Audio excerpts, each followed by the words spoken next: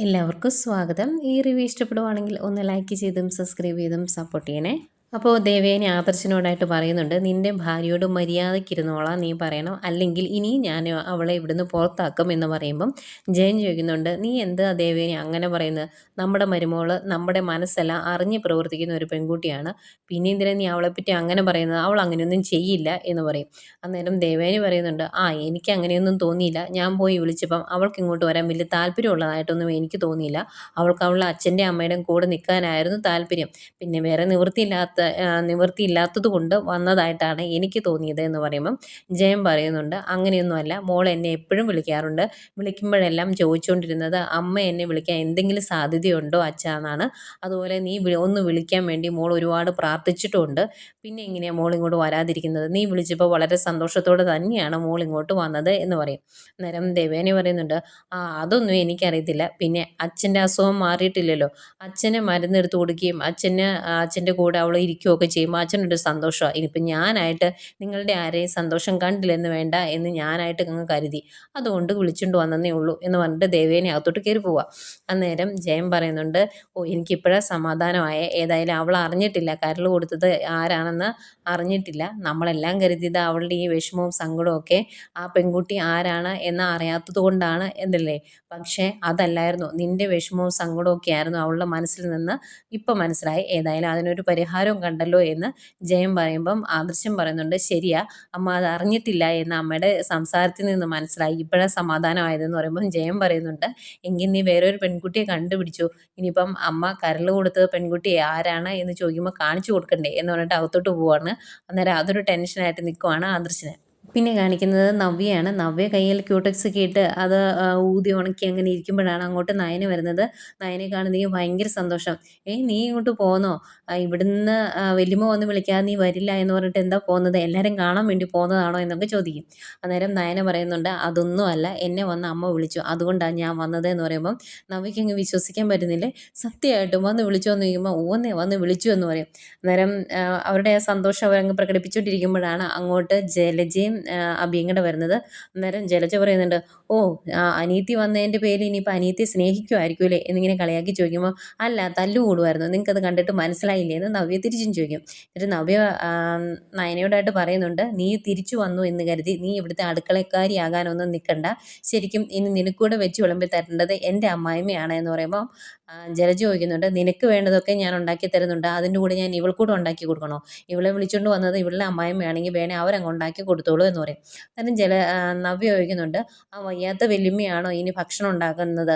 ഏതായാലും അത് നടക്കണ കാര്യമല്ല, നിങ്ങൾ തന്നെ ഉണ്ടാക്കിയാൽ മതി എന്ന് പറയുമ്പോഴത്തേക്കും അബിക്കും അത് ഇഷ്ടപ്പെടുന്നില്ല കേട്ടോ. അന്നേരം ജലജ പറയുന്നുണ്ട് നയനോട്, നിനക്ക് ഞാനൊരു മുന്നറിയിപ്പ് തന്നേക്കാം, ഏതായാലും നിന്നെ ഇങ്ങോട്ട് കൂട്ടിക്കൊണ്ട് വന്നത് നല്ല മനസ്സോടെയൊന്നും അല്ല, അതുകൊണ്ട് ഒന്ന് സൂക്ഷിക്കുന്നത് നല്ലതാണ്, നിന്നെ ഇവിടെ തിരിച്ചു കൊണ്ടുവന്നത് ഇനിയിപ്പം നിന്നെ അങ്ങ് തീർത്ത് കളയാനാണോ എന്നിങ്ങനെ ഞങ്ങൾക്ക് സംശയമുണ്ട് എന്നിങ്ങനെ പറയുക.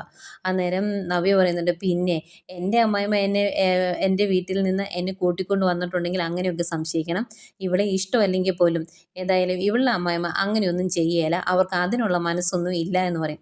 അന്തേക്കും നയന പറയുന്നുണ്ട്, ഏതായാലും എന്നെ കൂട്ടിക്കൊണ്ട് വന്നല്ലോ, ഇനി എന്നെ തിന്നുവോ കൊല്ലുവോ എന്തെങ്കിലും ചെയ്യട്ടെ, അതിലൊന്നും എനിക്ക് യാതൊരു പ്രശ്നവും ഇല്ല എന്ന് പറഞ്ഞിട്ട് നയന അങ്ങ് പോകും.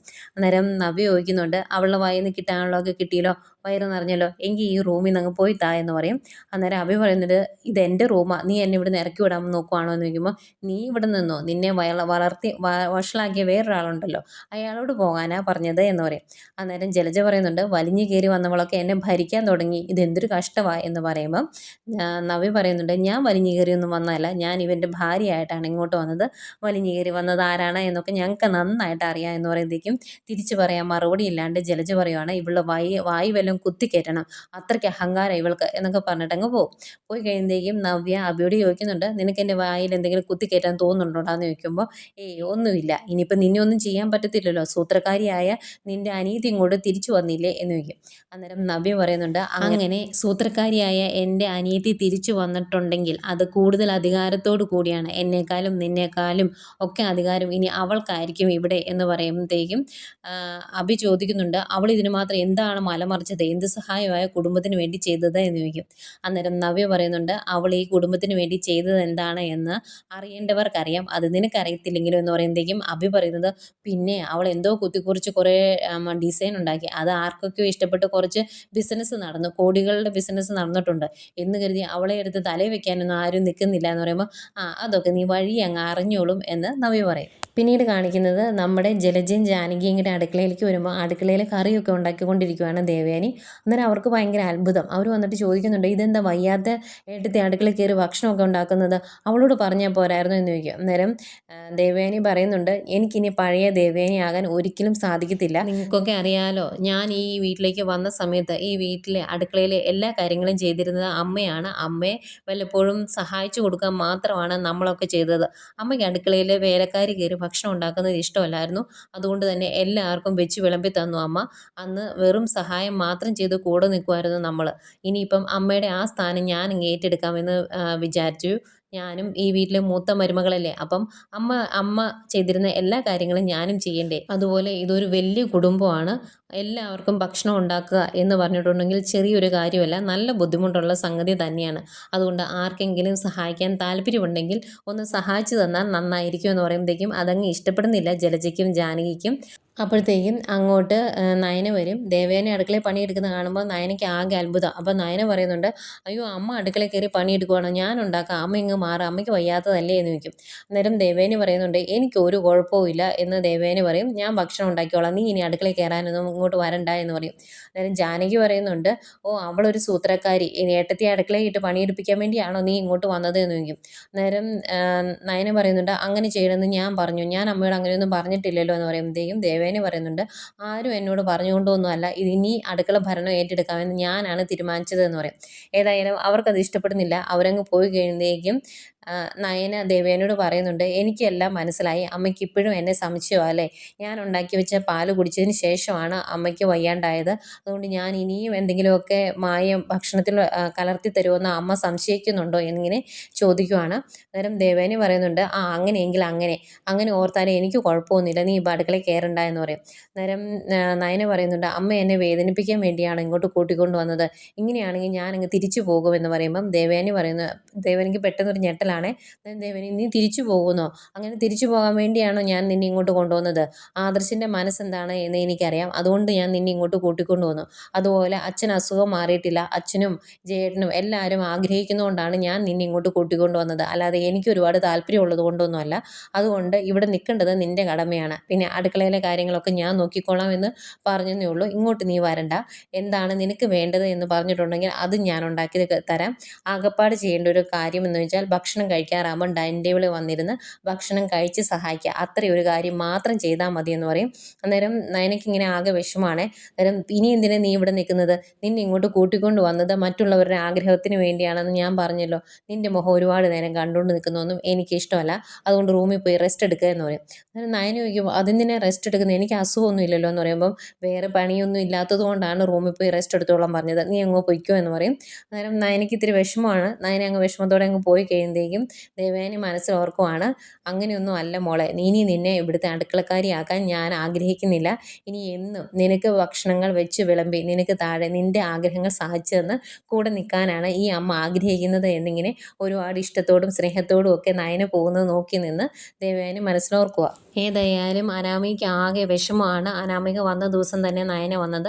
അന്നേക്കും അങ്ങോട്ടേക്ക് ജാനകിയും ജലജയും വരും. അന്നേരം അവർ പറയുന്നുണ്ട്, ഇത് ശരിക്കും കൂടോത്രമാണ്, അല്ലെങ്കിൽ ഇങ്ങനെ ഏട്ടത്തി മാറില്ല എന്ന് പറയും. അന്നേരം അനാമിക പറയുന്നുണ്ട്, ഏതായാലും ഞാൻ വന്ന ദിവസം തന്നെ അവൾ വന്നത് എനിക്ക് സഹിക്കാൻ പറ്റുന്നില്ല എന്ന് പറയുമ്പം അവർ പറയുന്നുണ്ട്, അതേന്ന് ഇതൊക്കെ എന്തൊക്കെയോ കൂടോത്രമാണ്, അല്ലെങ്കിൽ ആ വയ്യാത്ത ഏട്ടത്തി അടുക്കളയിൽ കയറി ഭക്ഷണം ഉണ്ടാക്കുന്ന ഒരു അവസ്ഥ വരുമോ, ഇതുവരെ ഏട്ടത്തി അങ്ങനെയൊന്നും ചെയ്തിട്ടില്ല എന്ന് പറയും. അന്നേരം അനാമിക പറയുന്നുണ്ട്, ഇനി എനിക്കിവിടെ സ്വൈര്യം തരത്തില്ല, 2 പേരും കൂടി ചേട്ടത്തി അനിയത്തിയും എന്നെ ശല്യം ചെയ്തുകൊണ്ടിരിക്കും, അങ്ങനെയാണെങ്കിൽ ഞാൻ ഇവിടെ നിൽക്കില്ല എന്ന് പറയുമ്പം ജാനകി പറയുന്നുണ്ട്, മോളെ അവരുടെ ഉദ്ദേശം അതൊക്കെ തന്നെയാണ്, അതുകൊണ്ട് മോൾ അതിൻ്റെ അകത്ത് വീണു പോകരുത് എന്ന് പറയും. അന്നേരം അനാമിക പറയുവാണ്, ഏത് കഷ്ടകാല സമയത്താണോ അനിയെ വിവാഹം കഴിക്കാൻ തോന്നിയത്, എനിക്കാണെങ്കിൽ അതിനുശേഷം ഒരു മനസ്സമാധാനം ഉണ്ടായിട്ടില്ല എന്ന് പറയുമ്പം ജാനകി പറയുവാണ്, മോളെ നീ അങ്ങനെയൊന്നും പറയരുത്, നിന്നെ എൻ്റെ സ്വന്തം മോളായിട്ടാണ് ഞാൻ കരുതുന്നത് എന്ന് പറയും. അന്തേക്കും അതിൻ്റെ ഇടയ്ക്കൂടെ സ്ക്രൂ ചെയ്ത് കൊടുക്കുവാണ് ജലജ. ജലജ പറയുന്നുണ്ട്, അതെങ്ങനെ ഏട്ടത്തി, ആ കൊച്ചിന് ഇവിടെ സ്വൈര്യം കൊടുക്കില്ല രണ്ടവളുമാരോട് കൂടി, പിന്നെ എങ്ങനെയാണ് അതിവിടെ പിടിച്ചു നിൽക്കുന്നത്, അതിന് സഹിക്കാൻ പറ്റുമോ എന്ന് ചോദിക്കും. അന്തേക്കും ജാനകി പറയുന്നുണ്ട്, എന്ത് ചെയ്യാനാ, ഇവിടെ ഇപ്പം നമ്മൾ പറഞ്ഞാൽ കേൾക്കുന്ന ആൾക്കാർ കുറവാണ് എന്ന് പറയുമ്പം ജലജ പറയുന്നുണ്ട്, ശരിയാ, ശരിക്കും നിൻ്റെ ഭർത്താവ് പോലും നിൻ്റെ കൂടെ നിൽക്കുകയില്ല, ആ അനിയൊന്ന് അച്ഛനായ ജേട്ടൻ ഒന്ന് ഉപദേശിക്കുക പോലുമില്ല, പിന്നെ എങ്ങനെ അവൻ നന്നാകുന്നത് എന്ന് പറയുമ്പോഴത്തേക്കും ജാനകി പറയുന്നുണ്ട്, ശരിയാ, ഇങ്ങനെ എല്ലാവരും മാറിപ്പോകുന്നത് നമ്മൾ ഓർത്തോ, അവളെല്ലാവരെയും അങ്ങ് പറഞ്ഞ് മയക്കി വെച്ചേക്കുവാണ് എന്ന് പറയും. അന്നേരം വീണ്ടും അനാമിക പറയുക, എനിക്കിതൊന്നും ഓർത്തിട്ടൊരു സമാധാനമില്ല എന്ന് പറയുമ്പം ജാനകി പറയുന്നുണ്ട്, മോള് വിഷമിക്കുകയൊന്നും വേണ്ട, മോളെ ഇവിടുന്ന് ഇറക്കി വിടാൻ ആരെങ്കിലും ശ്രമിച്ചിട്ടുണ്ടെങ്കിൽ ഇതിൻ്റെ അകത്ത് ശരിക്കും കത്തിക്കുത്ത് നടക്കും, ആ നയനെ കുത്തിക്കൊന്നിട്ട് ഞാൻ ജയിലിൽ പോയി കിടക്കും എന്ന് പറഞ്ഞിട്ട് ജാനകി അങ്ങോട്ട് പോകും. അന്നേരം ജലജ പറയുന്നുണ്ട്, അത് നേരെ മോളെ, അവളുമാർ മോൾക്ക് എന്നും ഒരു ശല്യമായിരിക്കും, അവളുമാർ ഇവിടുന്ന് പുറത്താക്കാൻ വേണ്ടി എന്തെങ്കിലും പരിപാടി ചെയ്തിട്ടുണ്ടെങ്കിൽ അതിന് ഫുൾ സപ്പോർട്ട് തന്ന് ഞാൻ കൂടെ ഉണ്ടാവും കേട്ടോ, അതോർത്ത് മോള് വിഷമിക്കണ്ട എന്നൊക്കെ പറഞ്ഞിട്ട് ജലജ അകത്തോട്ട് പോകുമ്പോൾ വിഷമിച്ച് നിൽക്കുവാണ് അനാമിക. പിന്നെ കാണിക്കുന്നത് നമ്മുടെ രേവതി ഓടി ഇറങ്ങി വരുവാണ് സ്റ്റെപ്പ്, എന്നിട്ട് വേണുവിനോട് പറയും, അറിഞ്ഞോ നമ്മുടെ മോള് ചെന്ന അന്ന് തന്നെ അവളുടെ ശത്രു ആ പെണ്ണ് ആ വീട്ടിലോട്ട് വന്നു എന്ന്. അന്നേരം ആര് വന്നു എന്നാണ് ഈ പറയുന്നത് എന്ന് ചോദിക്കും. അന്നേരം അനന്തപുരിയുടെ മൂത്ത മരുമോൾ അവളെ ആ ദേവയാനി പോയി കൂട്ടിക്കൊണ്ട് വന്നു എന്ന്. അന്നേരം അത് വിശ്വസിക്കാൻ പറ്റുന്നില്ല വേണുവിന്. അങ്ങനെ സംഭവിച്ചെന്ന് ചോദിക്കുമ്പോൾ, ഉവ്വന്നേ മോളെന്നെ വിളിച്ച് പറഞ്ഞു എന്ന് പറയും, മറ്റുള്ളവർക്ക് വേണ്ടിയും ആദർശിൻ്റെ സങ്കടം മാറ്റാനും ഒക്കെ അവരങ്ങനെ ചെയ്തതെന്നാണ് പറഞ്ഞത് എന്ന് പറയും. അന്നേരം വേണു പറയുന്നുണ്ട്, അത് നേരായിരിക്കും, അവളെ വിളിച്ചുകൊണ്ട് വന്നത് അവർക്കൊക്കെ വേണ്ടിയായിരിക്കും, അല്ലാതെ അവർ മനസ്സുകൊണ്ട് അവളെ സ്നേഹിക്കത്തൊന്നുമില്ല, നയനയും അവളുടെ അമ്മായിമ്മയും ഒരിക്കലും ഒത്തുപോകത്തില്ല, അതെനിക്ക് ഉറപ്പാണ്. ഇനിയിപ്പം എന്താണ് സംഭവിക്കുന്നതെന്ന് നമുക്ക് കാത്തിരുന്ന് കാണാം, എന്നിട്ട് നമുക്ക് ബാക്കി എന്താണെന്ന് വെച്ചാൽ ചെയ്യാം എന്നൊക്കെ വേണു പറയുന്നുണ്ട്.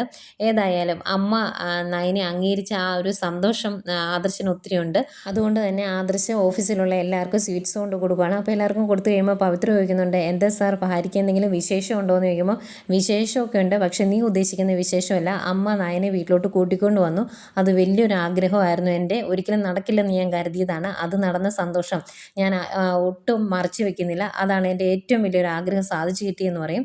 അന്നേരം കൂടെ നിൽക്കുന്ന ഒരു സ്റ്റാഫ് പറയുന്നുണ്ട്, അതേതായാലും നല്ല കാര്യമാണ്, പവിത്രയ്ക്ക് ഇഷ്ടപ്പെടുമോ എന്നറിയില്ല, എങ്കിലും ഞാൻ പറയാം, മാഡത്തെ പോലെ ഒരു ഡിസൈനർ നമ്മുടെ ഈ ഓഫീസിൻ്റെ ചരിത്രത്തിൽ ഉണ്ടായിട്ടില്ല, എന്ത് ഭംഗിയായിട്ടാണ് മാഡം ഡിസൈൻ ചെയ്യുന്നത് എന്ന് പറയുമ്പോൾ പവിത്ര പറയും, അത് ഞാനും അംഗീകരിച്ചു കൊടുത്തേക്കുന്ന ഒരു കാര്യമാണ് എന്ന് പറയുമ്പം അയാൾ പറയുന്നുണ്ട്, ഇനിയിപ്പം ശരിക്കും ആ മാഡം ഇവിടെ ഒരു ചീഫ് ഡിസൈനറായിട്ട് വരണം, അതാണ് വേണ്ടതെന്ന് പറയുമ്പം ആദർശ് പറയുന്നുണ്ട്, ഇനിയെല്ലാം അമ്മയുടെ കൈകളിലാണ്, അമ്മ തീരുമാനിച്ചിട്ടുണ്ടെങ്കിൽ അവൾ ഇവിടെ ഒരു ചീഫ് ഡിസൈനറായിട്ട് വരും, ഏതായാലും ചേട്ടൻ്റെ നാക്ക് പൊന്നാകട്ടെ, അതിനുവേണ്ടി ഞാനും പ്രാർത്ഥിക്കുന്നുണ്ട് എന്നൊക്കെ പറഞ്ഞിട്ട് ആദർശ് അങ്ങ് പോവാണ്. ആദർശ് ഭയങ്കര ഹാപ്പിയാണ്. പിന്നെ കാണിക്കുന്നത് നമ്മുടെ നയനയാണ്. നയന റൂമിൽ വരച്ച് വെച്ചേക്കുന്ന കുറച്ച് ഡിസൈൻ എടുത്ത് അതൊക്കെ നോക്കിക്കൊണ്ട് നിൽക്കുന്ന കാണിച്ചുകൊണ്ട് ഇന്നത്തെ എപ്പിസോഡ് അവസാനിക്കുന്നു.